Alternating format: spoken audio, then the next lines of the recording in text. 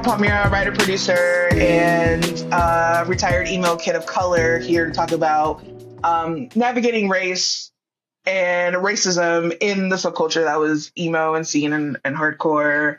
And this was, for some of you who may know, this was supposed to be like a writing post, a blog post, but I decided instead of like just wanting to hear myself talk, I kind of just wanted to expand and this conversation with someone who was also there and someone who's known, we've known each other like 15 years deep, and we've actually never had a chance to talk about any of this, like an extension, like just in passing. Yeah, just in passing. But never like sat down, to had a conversation. Like our experience. Like what the fuck we went through. So I think that's also why I just didn't want to talk to myself. Like I just didn't want to write about it. So like I said, we're just two retired emo kids of color who happen to have gotten their degrees in humanities studies, and we have an affinity and an ability, big on ability, to critically think and overanalyze. So this is not necessarily a podcast, but like I said, just a conversation on, just how the scene has evolved over the last almost 2 decades. And you've seen on, if you follow me on socials, you've seen me talk shit on Johnny Craig. And I'm going to take some accountability with that one as well later on. And Allie's nodding her head like, but better. And, we're just going to talk about like how navigating racism in these spaces has affected us later on in life, and just like seeing the resurgence, rebranding, and revisioning of emo culture on TikTok, and just like has kind of been a mindfuck. So I just want to preface this by saying that me and Allie, but mostly me, I'll be using emo scene, hardcore scene, like really interchangeably, and just because that was our combo of our combo of subculture. Like some people were like Twemo, we dabbled. It was too skinny for us. We couldn't fit. If I fits, I sits. I didn't fit. You could not fit. Okay, I could not fit, so I did not sit. No. But real quick, hardcore was very fat friendly. I just want to say that. Hardcore, yeah, on the low, but kind of fat friendly. But so this is gonna be interchangeably, so don't get fucking mad at us, okay? We're just talking about our experiences. Don't call us posers, because if you call us posers, you're racist. Anyway. So Allie. Yes. Can you tell us the story behind your MySpace name? Did you have multiple MySpace names or only one? No, I only think I had Allie Cunt. Okay. But I remember, like, before MySpace, like MSN and AOL chat, yes. my name was Ghetto Blabbermouth. I went through many a phase. None of it was phases. It just transformed to something else. I'm still... Because you are the Ghetto Blabbermouth. I'm still a hood rat that can fight. Yeah. With my pink Tims. I just took the pink Tims to the mosh pits, Right. They were became Doc Martens. Yeah, exactly.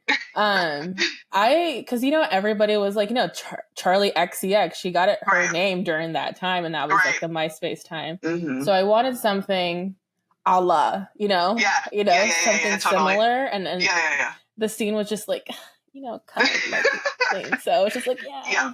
No, I was just saying cut forever. That was like my thing. And another friend from high school who we'll not name, her sister told her parents, like, you got in trouble for that shit. I got in trouble. She's like, her MySpace name has a really egregious word in it. And I was like, what, cunt? No. Yeah. And now they're transphobes, but whatever. Yeah, dude, I saw that. I'm like, wild. I mean, we all saw it. It was there. Yeah. But I love that. I remember you had this like the bang yang. I wasn't allowed to straighten my hair, so you will never see me with the bang yang because anti-blackness. But I don't want to go there. But Ellie definitely had the bang yang. I remember this. We were queens of scarves, by the way. You always had the scarf. And like when you were tall, bitch, with a long neck, that shit just looks fire. And you had the real estate for it. Yeah, exactly. So you were just like, you were just really wearing it, and obviously I loved it. And yeah, just Ali Khan. You have to do that vocal fry attached to it. Yeah, my MySpace name, Viva La Palma. Shout out to me for being a genius at that time. So yes, I've been Viva La Palma for the last 20 years. Was dedicated to, like Ali was saying, like names, social media names. It wasn't called social media at the time, but social media names. You kind of like did that affiliation with the band that you really loved. Mm-hmm. Play on. And yeah. Play on, like, a lot of people did. This bitch is on fire, right? Like Sandra is on fire, whatever the fuck, right? Yeah. And I had such, and to this day, we're gonna get into Cobra Starship. I hope, maybe, I don't know, maybe in this next episode. Hello. Maybe we will make this a series. Who knows? But Cobra Starship at the time, they just had come out with Viva La Cobra, and that album is fucking gold. Let me tell you something. I paint on my nails, by the way. I might paint later. But that album was so fucking good. And, it was called Palma at the time. And not a lot of people, usually like folks from back in the day call me Palma. Like, I don't really bring that name up anymore. That's very like in-house. But yeah, it was Palma. And I was just like, we, put the shit together. I was a genius. And then ever since then, it's been that. Yeah. I really did cook. But ever since then, it's been that. So, yeah, I mean, I feel like they were like a personal moniker, right? Like, of just like what you liked, what you affiliated with. Like, the X's were like more so like hardcore affiliated, I remember. Yeah. So you had to let the girls know that, I'm Osh, bitch. Okay, I'm in the pit, bitch. But, it's fun. It's for the funs. Yeah. For those of you who don't know as well, Ali was definitely like the bad influence. The cunt thing. Yeah. No, not beyond the cunt thing. Because, like, from where we are now, like, it was just a matter of time for us to say cunt at that time. But what attracted you? So, like, just rock music in general. So, I was thinking about that because I saw your notes and I was like, again, like I hadn't really had time to like deconstruct how I got into this. Mm-hmm. And at that time I was moving a lot. Like I went to 3 different middle schools, all over Southern California. And I just didn't have an identity, at that time. Of course, no kid does, but like you're searching for your music taste, you're just figuring your little self out. And when I finally got back to more of a permanent spot, obviously my brother bugged the shit out of him and he was into the hardcore scene here in Orange County. So when I finally had some stability, I kind of started going through his shit and I was like, what's this? And I was angry, man. I didn't have went to 3 different middle schools. I was pissed and I was just over it. So I started grabbing his CDs and just burning them. And I was just like, oh no, this shit goes hard. And it was kind of like reflecting about what I was feeling at the time. And that has just lived on. Like I always say, like my baseline is angry and so it has never left. And so I think that's really, really how it started, how I got into it. Yeah. Yeah. I kind of the same thing. Like I just grew up like a sad and angry child. And then I linked up with them. Well, my brothers were always into new metal, first of all. I was always into like big bro rock metal. My dad was into classic rock to us, not classic rock to him. Right. But I would also say too that like salsa, ironically, is, the big band and the political lyrics kind of like I was like, okay, well, this is a big band and political lyrics too on this end. Right. And it's other brown people, black people doing it. So how is this not the same thing? Right. But yeah, I think and then when I linked up with you in the 8th grade, it was just like 2 sad, angry kids. Yeah. And that was my last, like you got me at my tail end where I was like, if I fucking move again, that's it, man. 13th fucking reason, I'm done, dude. Yeah. So over it. I know. And like, And I think too that like you were I learned what taste was from you, if that makes sense. Like, yes, like from my older siblings, but these are grown people, right? Right. Like, You're right. No, what the of fuck, course. But like, I think I was just like, I looked at you and I was just like, well, this is the coolest bitch ever. And, then learning of like, what do I like? What do I like to listen to? What do I like to talk like? What do I, you know what I mean? So it was just me discovering just me, what I like. Right. No, my brothers, we're not listening to Panic at the Disco, right? Right. And so, it was just like music that no one in my family had ever heard or gave a fuck about. Right. And that made it special. I was just like, cool, this is just for me, So that's kind of, and I think the look of it too, right? Like, it's a cute look. It's like the jet black bangs and the skinny jeans, like they were just doing it for me at the time. I needed more leather though, but I think always. That's just my preference. Always. But yeah, I did write down our mix CDs, the mix CDs that you gave me. The classic one was obviously the first three: Panic at the Disco, Acceptance, Phantom's Acceptance. Let me show you. I have a relic. I have a fucking relic. That's a relic. CD case. There's a CD case. This is the OG Acceptance CD. Is that mine? I think that's what I was supposed to give you. That's mine. Well, my CD case is at Ellie's house. So.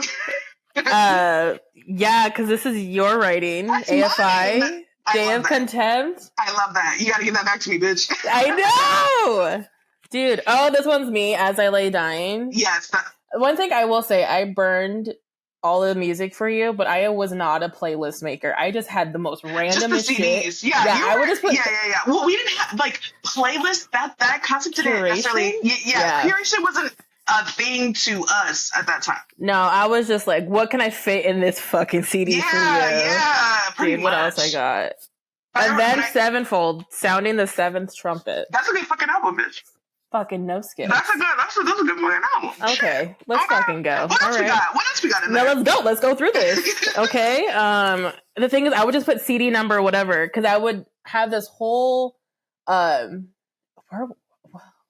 iTunes. On iTunes when it was the library. Yeah, and whatever I got, and I would just throw it, and whatever would max out, I would put another CD in. What were you downloading from? Is this incriminating?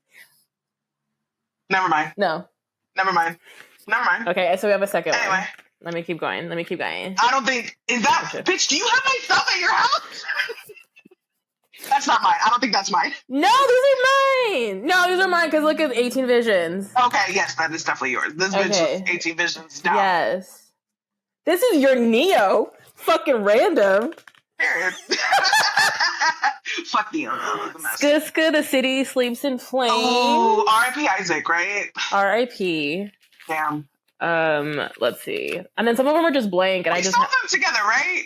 We saw them at Chain Reaction. Mm-hmm. Yeah. Mm-hmm. Look at Palmyra Panic at the Disco and Aiden. Okay, I was listening to Aiden the other day. Oh my god,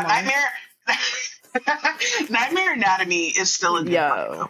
That's still a really good album. More As I Lay Dying.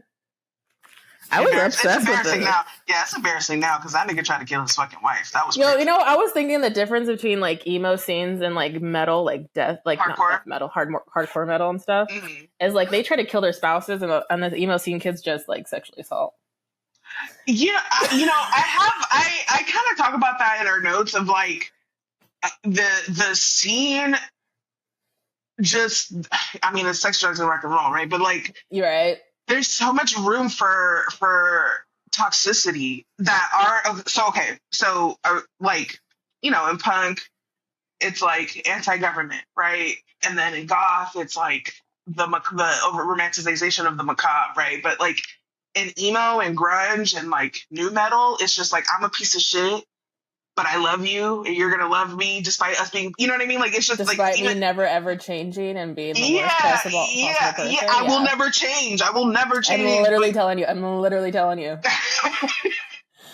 Like there's so much like open face toxicity in that genre of Yeah. music. Yeah. And it was just okay. It was just okay. It was fine. It was just fine. And then to top it off, I've moved 20 times in my lifetime. I am 33, so I still have these, and it's one of my favorite albums. What's that? 18 Visions. Oh, okay. I was not an 18 Visions fan, so I'm not. Obsession.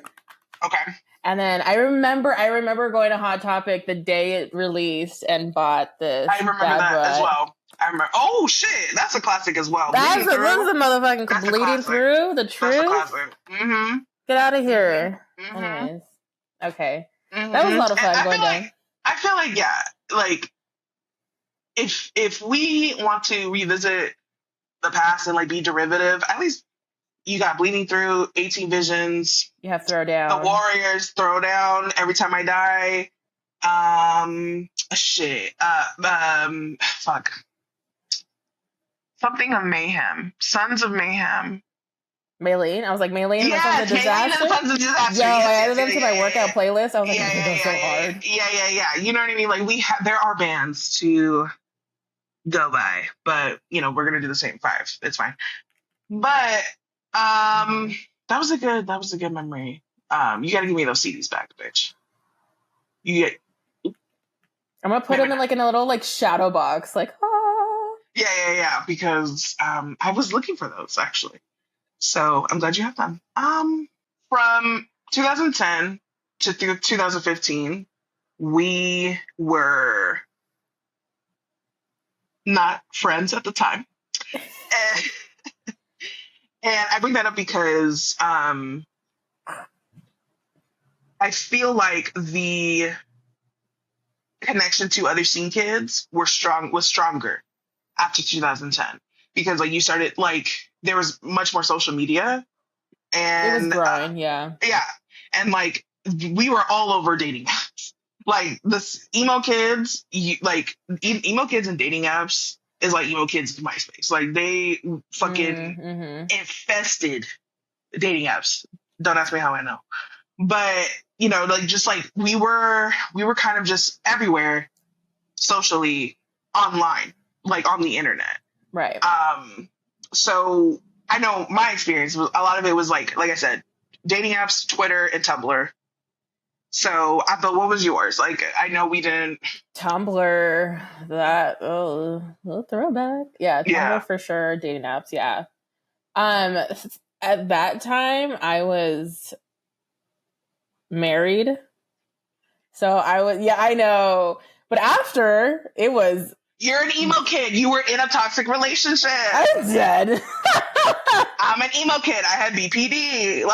We're just so big stereotypes. It's fine. It was crazy times. But I remember going on apps and stuff, and if they didn't listen to that certain type of music, I wasn't into it. Yeah. Because I don't want to hear it. That's stupid. I don't know why you listen. I don't want to hear it. Exactly. If you had gauges, I was in it. If you had tattoos, I was listening. Right? I was white. If you and if you were black and you were emo, what the fuck? Let's hang out right now. Let's go. Yeah, let's go right now.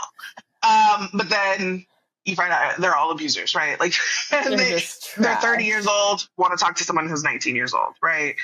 That's not specific to subculture. That's all overall. Of them. That's all of them, right?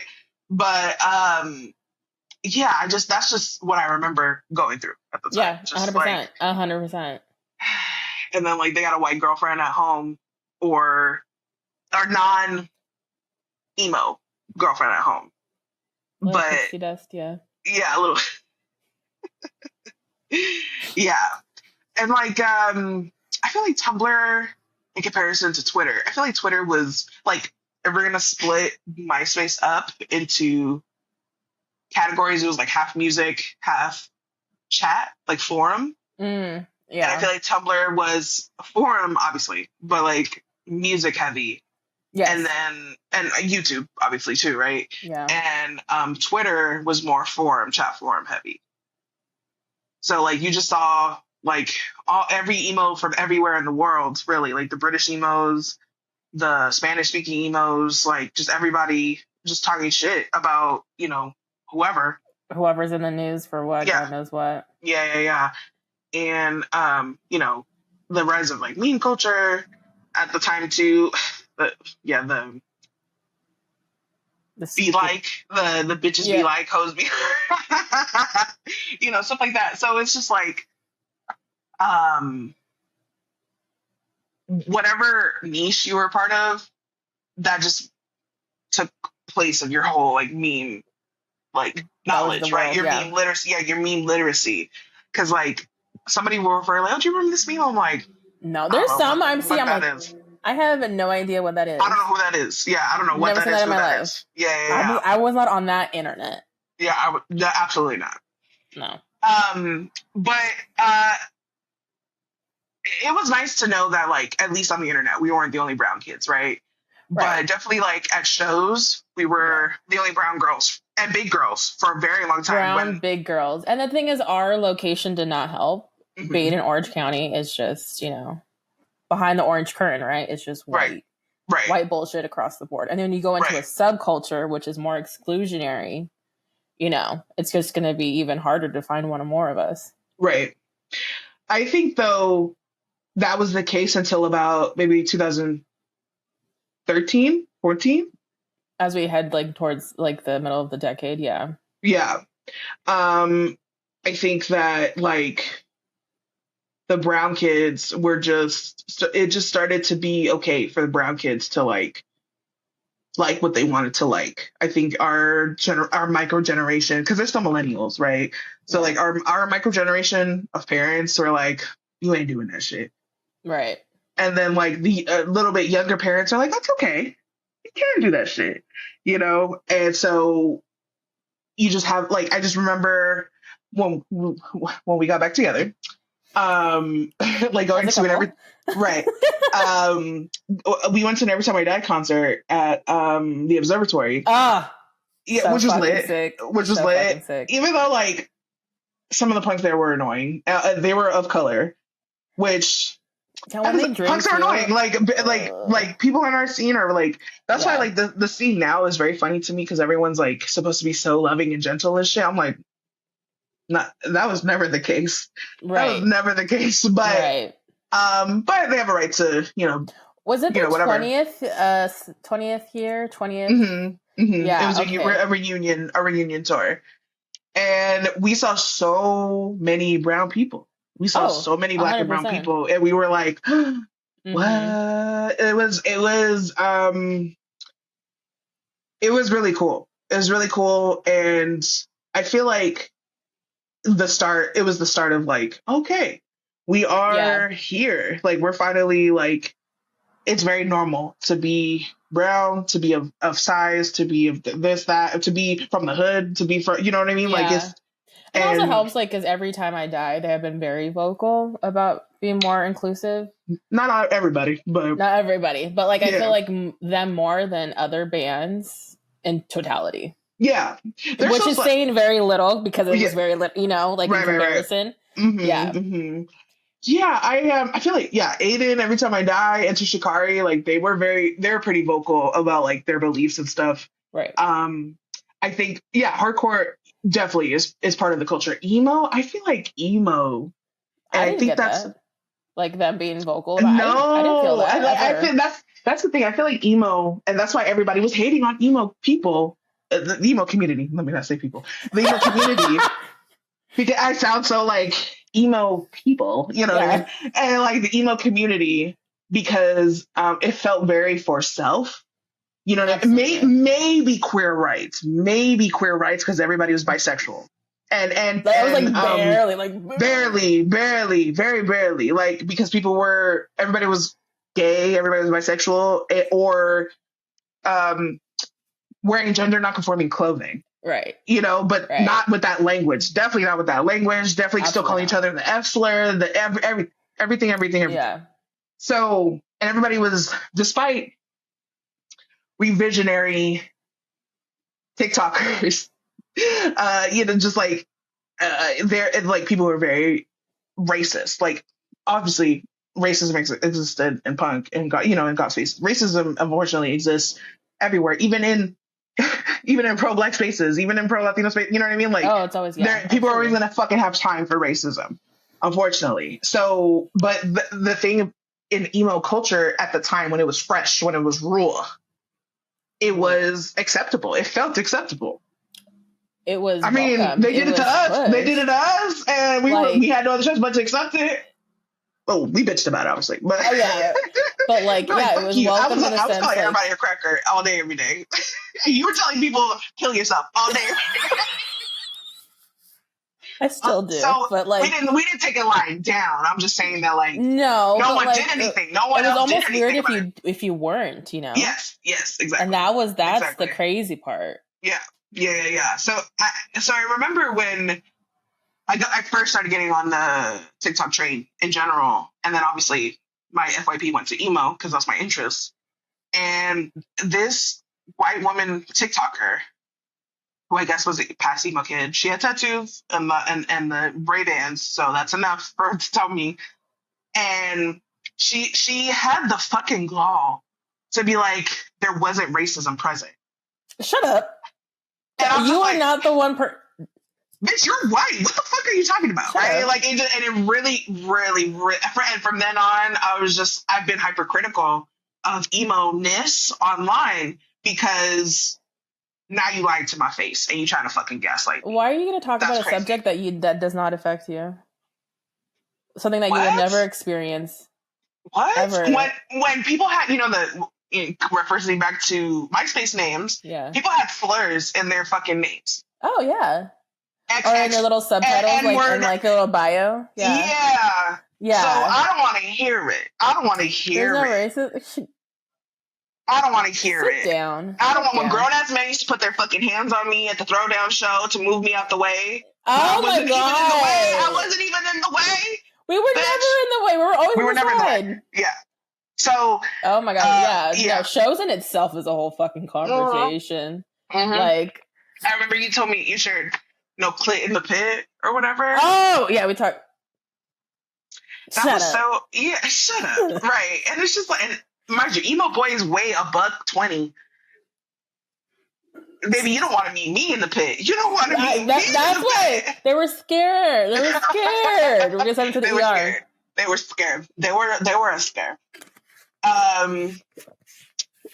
Yeah, I can't believe I used to have a crush on those guys. Ugh. Me too, bitch, and like white boys in general. And then when we started meeting Latino and Black emo kids, we were like, oh, this is not any better either. These men are hotter, but terrible. And then other women were homophobic, and so we're like, cool, man. Stay by myself in this corner and just not rock out, man. It's fine. Homophobia in women is so like. Huh? Like, you know what I mean? Yeah. It's just like, I don't know. It was weird because, like, we were drunk and you were kissing me. Now you're calling me a fucking lesbiana? In a bad way? In a bad way? In a bad way? How dare you? All right. Cool, then. Cool. Sick. Yeah. Sick. Yeah. And, like, yeah. So just people trying to revision emo culture is very crazy to me. I got called a poser a couple of months ago. And why? By some white bitch, by some white teeny bopper bitch. I was so in person, online? Online. Okay, I was like, who the fuck is a teeny culture? Fucking poser. And men call women posers all the time. Like, so I like that didn't faze me. But yeah, this little teeny bopper, because I was singing Amorosa, and we'll get to Johnny Craig in a second, but she called me a poser. I don't know why. And I took it personal. And I took that shit personal because I knew why she did it. And it reminded me of the days where people were trying to test us a lot. So, like, an experience that like a lot of like Black, especially mixed people, but like Black folks go through is like, how Black enough are you, right? Like, how Latino enough are you? Like, we're just someone's always questioning our fucking identity, right? Right. And then I have white people talking about name 5 songs, suck my dick. You know what I mean? Like, I literally like What is that even like weird? That's weird. That's weird. And it's in actuality, it's unimportant because it's just unimportant, and we're all buying the same tickets. You know what I mean? We're all supporting the band. Like, shut up. You haven't bought the album. I did. Who do you think they're going to care about more? That never worked for me because when I listen to music, and you know this for a fact, I don't look at song names. Right. I know every single fucking word. I know when the fucking breakdown comes in. Yes. But that's the song name? Yes. That's a real emo fucking bitch. I don't know. That's a real emo bitch. Track 1, track 2, track 3, track 4, track 15. That's a real bitch. I can. That's a real to this day, I can. That's a real bitch. I got a Circus Survive tattoo. I couldn't tell you the fucking song titles from Juturna. I couldn't. I could not. But turn it on. I know it.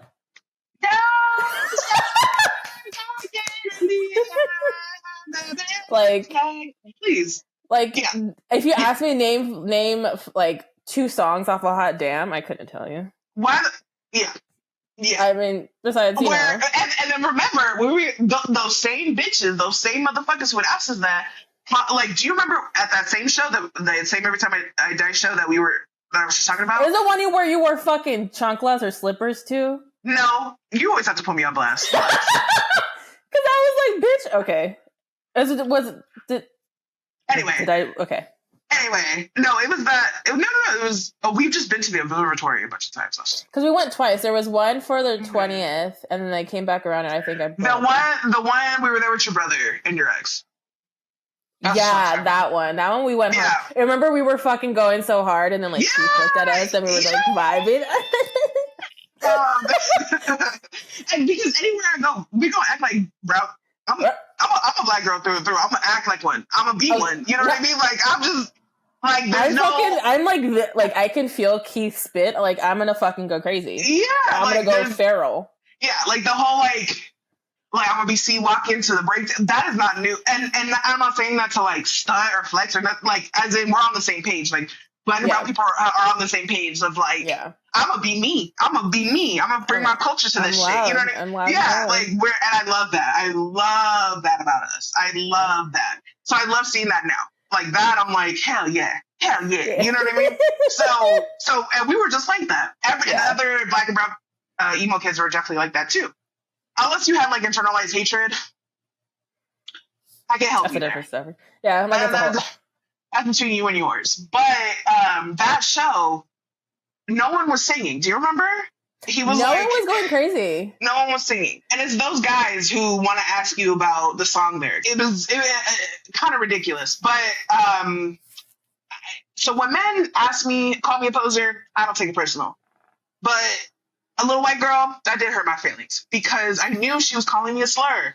She was saying me being brown is the poser, right? Me not having straight hair, me not having straight hair, because I've always had my hair curly. I was opposed to her because I was brown, right? Because I'm fat, because I have curly hair, I have my hair natural. My shit has always been natural. Always. And I have 4 piercings in my nose. You gonna call me a poser for real? I have done. I took one out. Like I didn't want to put it back in. It was too much. It's fine, but it's just like, I'm opposed because I'm wearing Red Riot. Bitch, fuck you. Okay. Actually, that's like the most hardcore fucking thing you can do. A fucking 16-year-old wearing fucking Lane Bryant. Get the fuck out of here. Exactly. So it's just like I used to work at Vans, dude. Like the life that you're perpetuating online, pretending to have, I actually lived as a little fucking scumbag, as a little fucking hood rat. I did all that. So it's just like,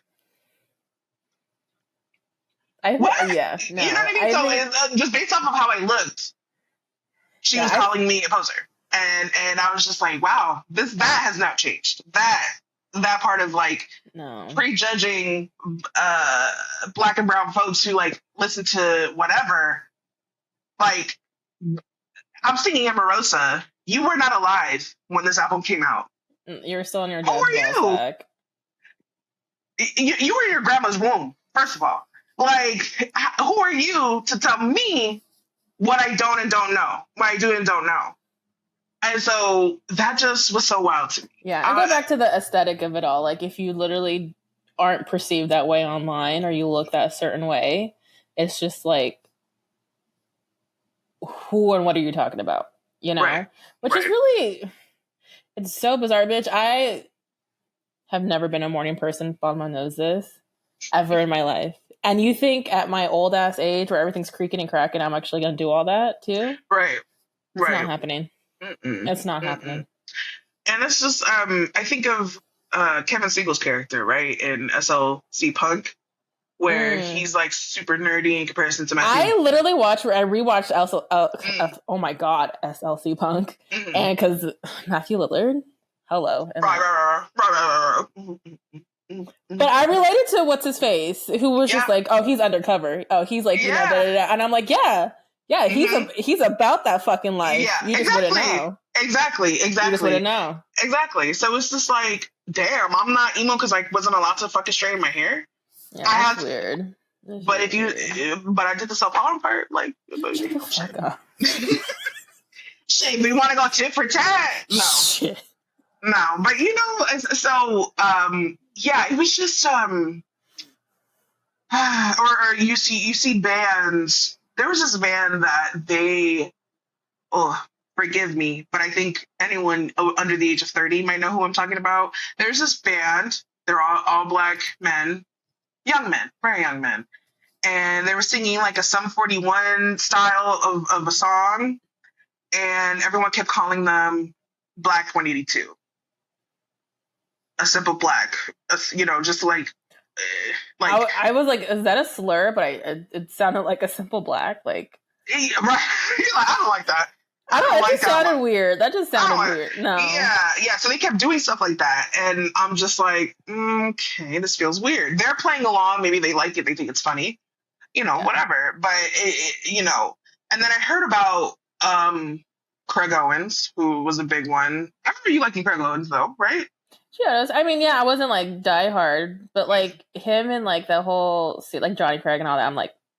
Right. You weren't a big, like. I honestly more identify more now looking back as like hardcore versus like the emo scene. Yeah. Because they just got weird. Yeah. I would say the same in like post-hardcore, just for the lyricism in general, like definitely prog, Circa Survive and Coheed and Cambria, for their weird shit and their lyricism.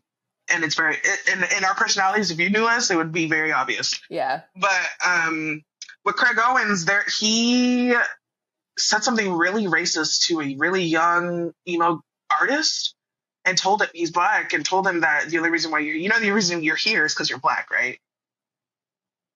It was just it was crazy. It was really, really crazy. Yeah, when I read about that. And it's, now he's on his like tour with drugs and shit like that, or Chiodos. I don't know which one, but he gets to get away with it. Yeah. More people are creating awareness about it, but it's just like, if he has the nerve to say that now, I'm sure he was saying some crazy. He was saying crazy shit. I'm stuff. sure back he was in the saying day. crazy shit back in the day. Yeah. Crazy.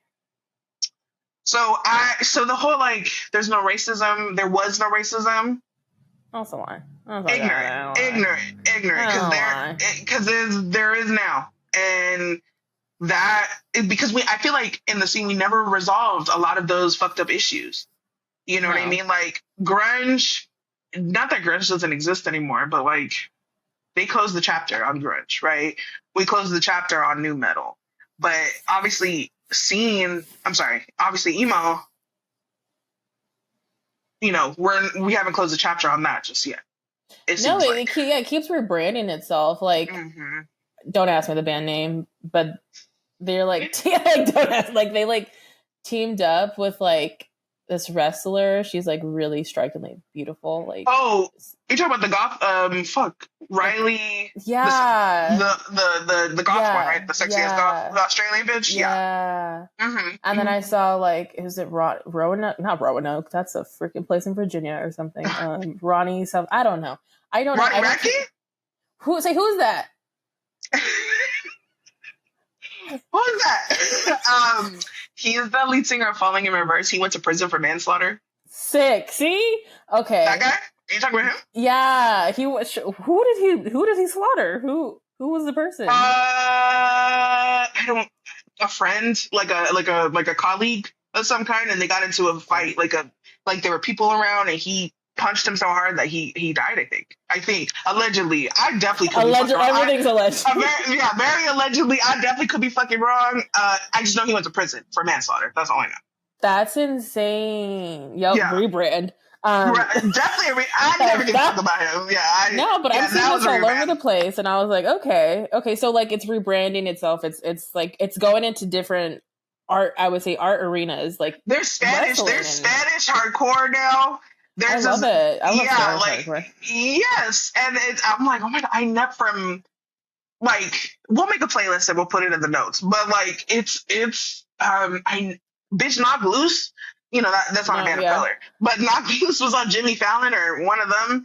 And someone's listening to this podcast and was like, these bitches have not gotten one straight fact right. They don't know. We're just aunties, okay? Like, my memory is trash. I don't know. But okay. So Knocked Loose, like, turnstiles on Jimmy Kimmel, whatever. Yeah, that's crazy. But also, like, we saw them both open up for Every Time I Die. That's the fucking crazy part. Let's back up. Yeah. Because going back to this shit. So I had never heard of Turnstile until they opened for Every Time I Die. And I was like, oh, who are these little babies, you know? Yeah. And then I got into them. And then now they're fucking at Glastonbury. Are you kidding me? Bitch, I saw you at the observatory. But, see, now I lost my train of thought because I was just like blown away by Turnstile. But no, it's crazy. Going back to like late night talk shows. Every Time I Die was on Jimmy Fallon. Yes, with New Jack Aesthetic, because that's when they were mainstream. With the Big Dirty. Oh, they performed Werewolf. Yeah. Like, that was on Saw, like the Saw. I think so. Something. It was in a Saw movie. Yeah. Mm-hmm. I don't know, but I was just like, oh, that's sick. But now it's more prevalent. Like it was like sprinkled here on the radio.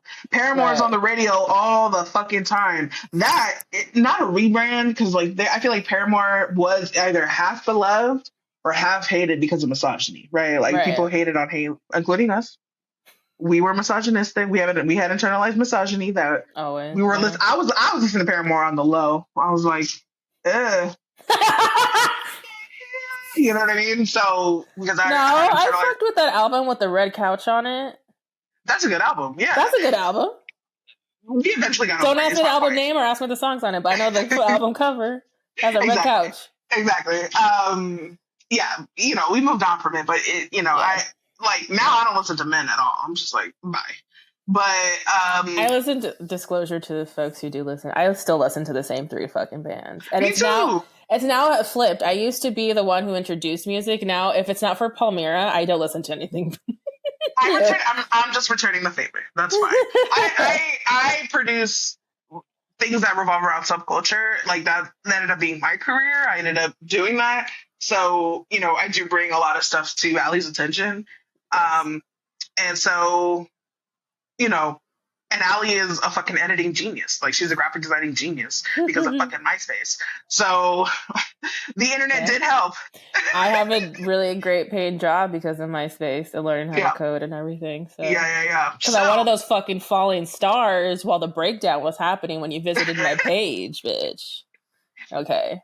Bitch. Okay. Fuck y'all. Okay. Yeah. And then everybody told me, oh, stop going to concerts, stop reading the magazines. And I didn't. And now I do curation. So it's just like, it's great. And I love, there's tons of like emo kids that we grew up with that are working in music and entertainment now. And I think that's so awesome. That's really cool. But going back to like the rebranding, there's no segue to this. Johnny Craig comes to the front. No. The rebranding of Johnny Craig has been, I think, the most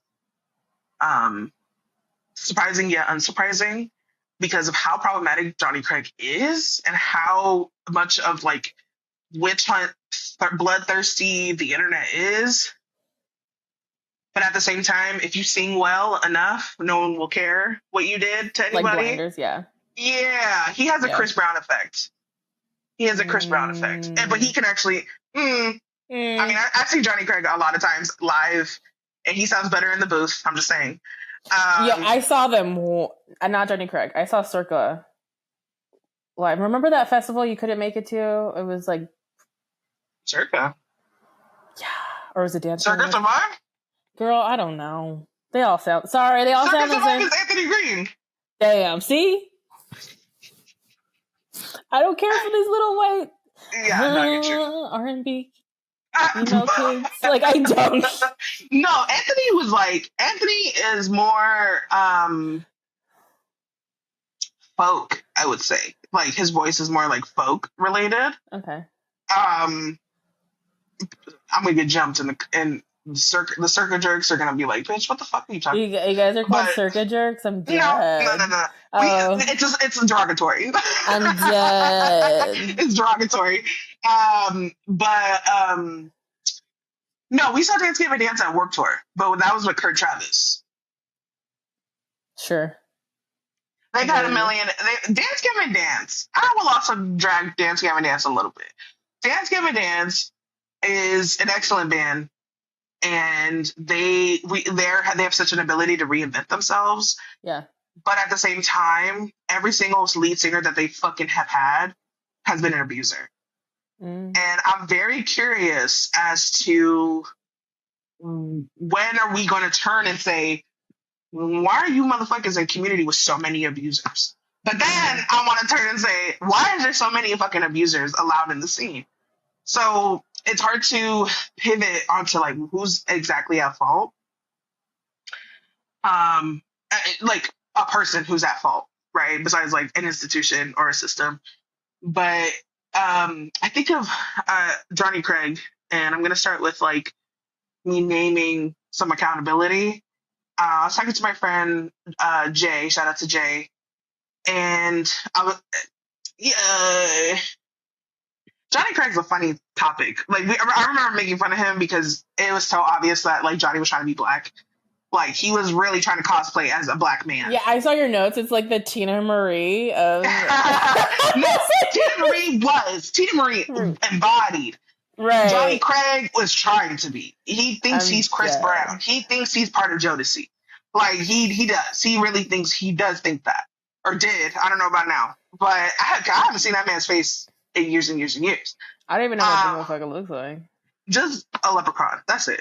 And they're small. That's all I know. Is Anthony Green small? They're all small. No? Yeah. And Craig Owens is tiny the little one white that was super tall. Yeah, Craig Owens was the only one that was super tall. Vic Fuentes and stuff. And some like Jimmy World, it took me 10 years of listening to Jimmy World before I knew what they look like. So some bands I don't know what they look like at all, which is fine too. Like 100%. Yeah. If they were to walk down the street, I don't know that man. Yeah, sorry to that man, you know. But with Johnny, I was talking to my friend Jocelyn, and he just came up in topic because I was making fun of him. And telling her, like, oh, yeah, he's some wigga who just da-da-da-da. He could sing, but, you know, he's trying to emulate this, that, and the third. And, you know, and people are listening to him again. Like, you know, Dance Gavin Dance is a black band, period, point blank. They belong to the black audience, period. And if you disagree, you're not listening hard enough. And so, because that's Will Swan's band. But, I know you're like, Fran, what the fuck are you talking about? Just bear with me. I'm supporting you. But I told her the tea about Johnny Craig. Like he's a number of his ex-girlfriends have come up on record and said this man abused me. Oh wow. The fucking PC, the MacBooks. This man was trying to fucking sell people MacBooks, and people sent him money for the MacBooks so he could buy heroin. And yeah, you don't remember that? Okay, I want to interject to be like, why isn't Allie speaking on while Palmer is talking about Johnny Craig and stuff like this? I did not give a fuck about. Yeah. Like, I just didn't care for their music and anything, so I didn't get into it. So I was not part of the drama. I did not listen or see or anything, but that's just wild. It's very wild. That was a huge part of like the YouTube community was the information that came from those cases. And so Johnny Craig was just out here acting a fool. He was just acting a fool. And I said to Jocelyn, I was just like, to Jay, that's part of government out there. I said to Jay, I was just like, I mean, he never did anything to black women. And I said that because I was trying to absolve myself of the responsibility of not listening to that man, not associating with that man, or even making fun of him. And she's like, well, he didn't do anything for Black women either. And I was gagged. Because just because that's not a standard. Just because he didn't do anything for. Right. Just because he didn't do anything to doesn't mean anything. Right. So ever since she had said that, I'm just like, we need to take accountability over this man because he was a menace, and now his legacy kind of just gets to live on. Yeah. And he gets to be the Chris Brown of the scene. It's just like, be chill. And so and like the abuse aside, he is doing what every single white man has ever done in rock and roll, and has ripped off Black women. Why is he singing like Whitney Houston in the booth?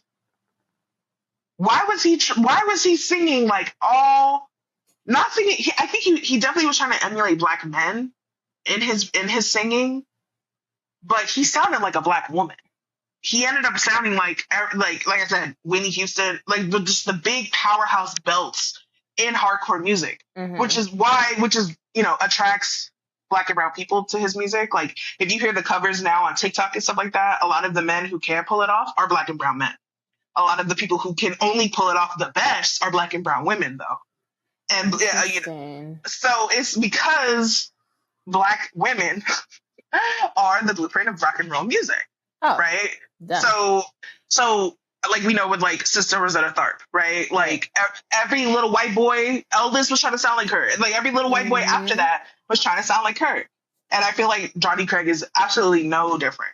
He's no different than any of that.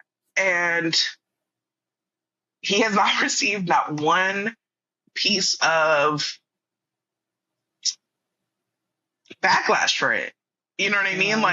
Like his fans attacked all his ex-girlfriends, I think, allegedly. And here he is, like, just years later, just like, yeah, it's all good. Yeah. And I don't know. I like the same thing with the guys from A Day to Remember. They get to just kind of go on tour with Yellow Card and act like nothing happened. Yeah. What time does, but like, or what people want to ignore just because they're like, but the music's good, or like he's actually like really hot or whatever. Yeah. Like maybe he'll choose me this time. It's like, that's weird. Yeah. It's weird. Yeah. It's weird behavior. And oh my God, I don't see it changing because like, I think now with this whole rebranding online with TikTok, I'm not on TikTok. I am on TikTok, but I'm not on emo or TikTok or anything like that. Yeah. It would piss you off. They have a whole new audience who knows nothing. Who they can influence. Like, this is my music, this is who I am, and I'm just going to serenade you. And why would I look into the history? This man can sing and he has good music and blah, blah, blah, and, drooling over them. So I don't see it changing. Yeah. It's, and I think too, because I can't do it, I can't be the one to like down with Johnny Craig, and it's just like, excuse me, you made 3 Dance Gavindance and Omarosa videos. Sit your little ass down, and I'm just like, okay, I will. But like someone who is more equipped to stand up and be like, when are we going to cancel this man?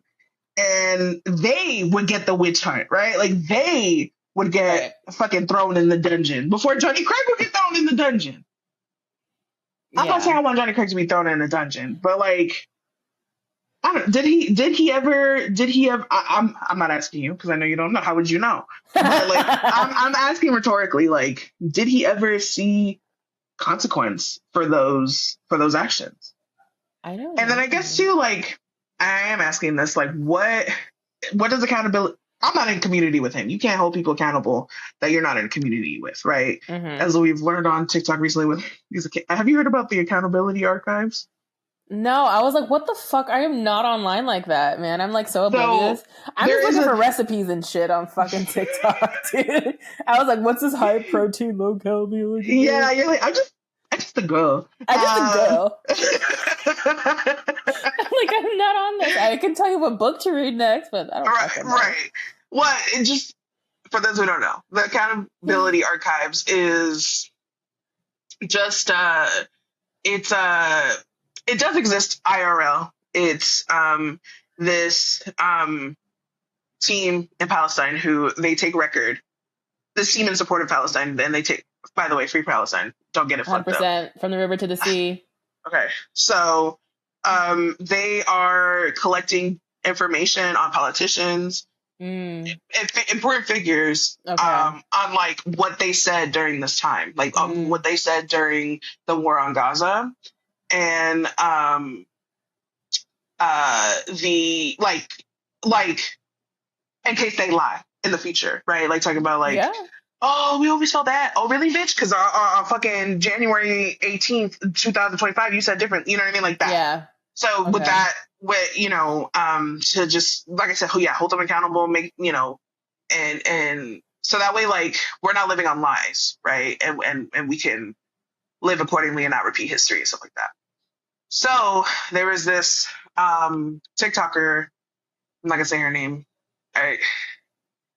And she was talking about how, like, she has a flash drive of the same concept of TikTokers online.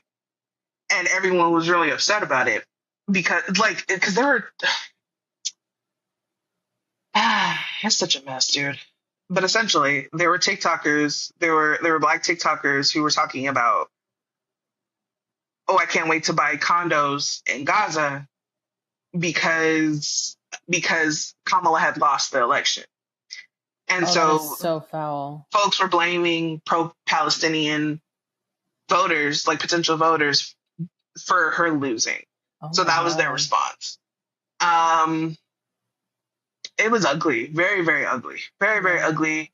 And so this person who was a Black pro-Palestinian advocate, and I say advocate loosely because, with the kids and the online and people just like to talk shit online but not actually do anything. Right. I'm not saying that's this person, but I don't know. I don't know.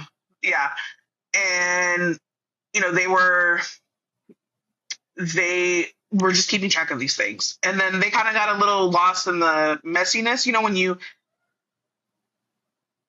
they got a little caught up in the mean girl-ness of it. They were just like, well, I can't wait to get you type of shit. And then it kind of just blew up into out of proportion of just like people being like, you're worried about an accountability archive because you're in it and this and that. And it's the fucking Epstein files. Jesus Christ. And it's like, how important do you bitches think you are? Sorry, I live in the hood. There's a fight outside. Apologies. Oh, somebody's baby mama. Jesus. He's like, oh. Apologies. That's a whole freaking episode. That's a whole 16-part series. I always say, like, people need to go touch grass. But this world that people create and live in online is so concerning. And it's just this... I will say emo culture is part of that. Like, is the parasocialness and the obsession with online. We all had an online boyfriend, girlfriend, day friend. Like, yes, absolutely. Girl, I had a boyfriend in Kentucky. The fuck are you talking about? I went in Ireland, okay? Okay, like, let's be super real. Yeah, so yes. No. But you were saying that just, like, everybody in this world is severe disconnect that we have, and it's just, like, you just get sucked into... like, there's a whole talk about the accountability archives and everything. I was like, I've never heard of this. I've not, like, it's just, there's so many different worlds that exist online. I feel like people get lost so bad in them, and the disconnect from actual reality, and that affects, like, their interpersonal relationships, their self-esteem, this and this and that. And it's just, it's insane to watch in real time. How these form.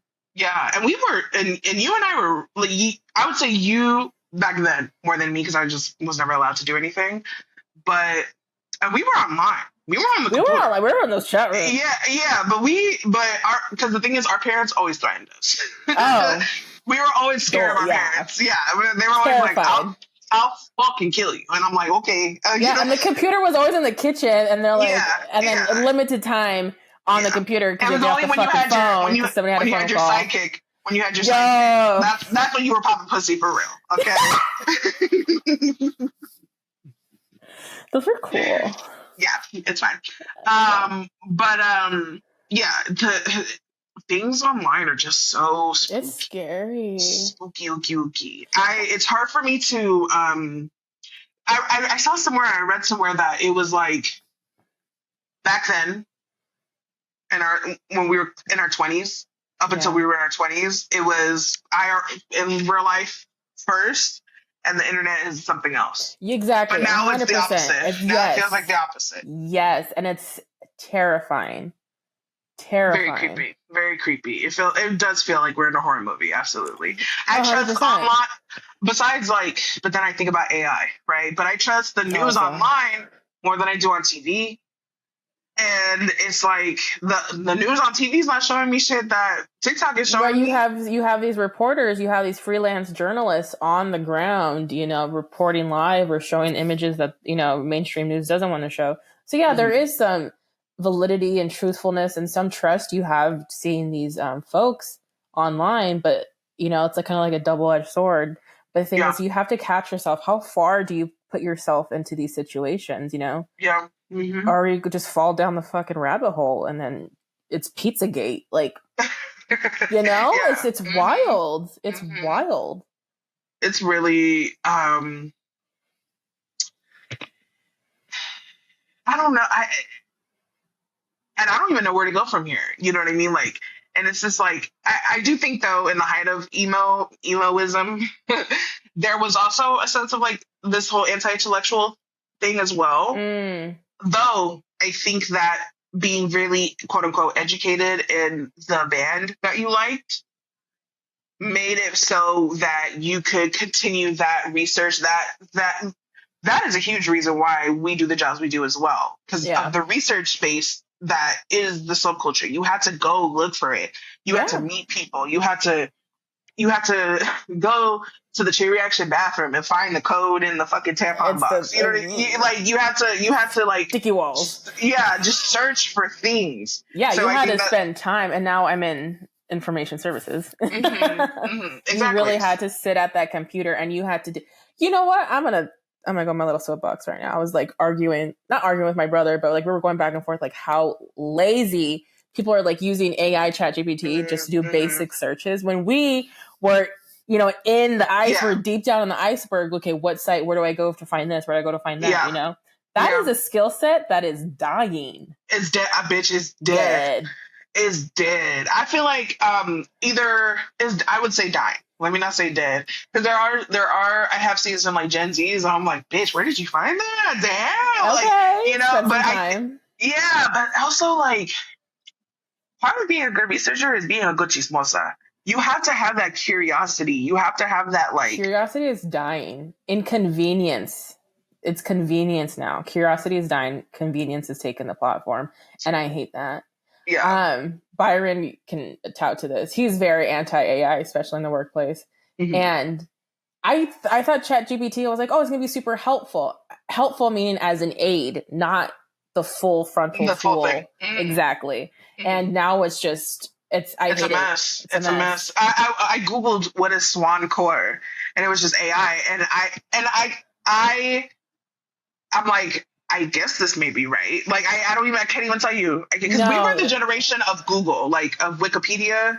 Our teachers always bitched about Wikipedia. But Wikipedia wasn't popping like it was now. It is now. So we still had to do our research anyway. We could not if you're going to use Wikipedia, go to that source that they're citing, and you go to that source and you verify yourself. Yeah. Mm-hmm. But then, the kids are not doing it. But let me not blame the kids too much, because we're not showing them. Well, I wrote in my notes, handing the scene off to Gen Z, handing things off to them, because they're the youth, right? They're the focal point now, but if we had all these unresolved issues and we just gave that to them, and that's it, we had, but nobody gave us shit I had older siblings. We had older siblings. We had older siblings that were like, hey, like who taught us how to be cool. You know what I mean? Like, like show us the ropes, or like, but like acted like they didn't know us. Remember that time Tommy took us to a show and he was just like, ugh, like at Chain, and I still remember being in line, waiting in line at Chain. I wasn't there. I wasn't there. Like, no, I wasn't. It was one of the times that you were able to come with me. But like acted like they didn't know you, but like kept an eye on you from like around the venue. Definitely. I remember Tommy always like bothering us, like always being like, my tutor friend, like, you know, just always bothering us. So, but yeah, I just don't remember. And my brothers were older than Tommy. Yeah. So they were never like, they were, you know, so yeah, but then I'm like, none of these motherfuckers had older siblings. Like, they just older siblings when they state. That's what it was. Yeah, like your cool older, you know, brother or sister, just siblings. You know what? I feel like millennials are their older siblings, and millennials went no contact. So as soon as they turned 18, they were like, bye, I'm calm. Where like Gen X were like, no, I'll still suffer. I will be here on Thanksgiving. Well, Allie, we might have to do a part 2 because there's a lot of stuff there's a lot to go over. I'm like psyched to go through. I remember just going with my disposable. I have like random photos of like dudes' crotches because we were in the front, and I was just like, me taking too. Photos, everything. A lot of fun. Good times. Yeah, I was gonna post some of our baby pictures, not, you know, our little kid pictures. Yeah. Yeah, man. Yeah, we got to do a part 2. And I mean, if you guys fucking like us talking, then maybe we'll do this more often. Yeah, that'd be fun. Yeah. Like walking down memory lane. Yeah, and just like talking about just pop culture in general. Yeah. So yeah, thanks for watching. Thanks for listening, and come back for part 2. Probably. Hopefully. All right. That's it. Okay. Yeah.